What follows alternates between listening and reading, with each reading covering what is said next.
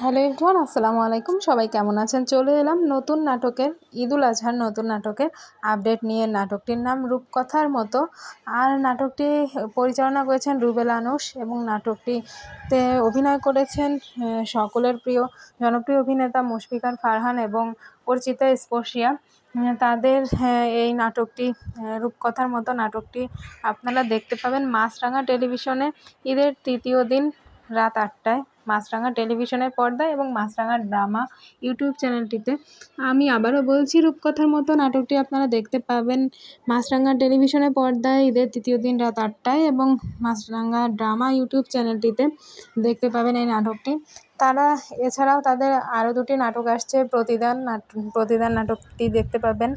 এছাড়াও তাদের আরেকটি নাটক আসছে, এক্স বয়ফ্রেন্ডস ওয়েডিং। এই তিনটি নাটক আপাতত জানার মতে আসছে ঈদুল আজহায়। তো আশা করছি রূপকথার মতো নাটকটি অনেক ভালো লাগবে। নাটকটির পোস্টারটি কিন্তু অনেক সুন্দর হয়েছে।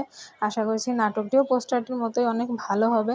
আর অর্চিতা স্পর্শিয়ার সাথে মুশফিকার ফারহানের কেমিস্ট্রিটা অনেক ভালো লাগে নাটকে। গত ঈদে যেমন শেষটা তুমি নাটকটা করেছিল, আমার কাছে বেশ ভালো লেগেছে, নাটকের গল্পটা অনেক ভালো লেগেছে।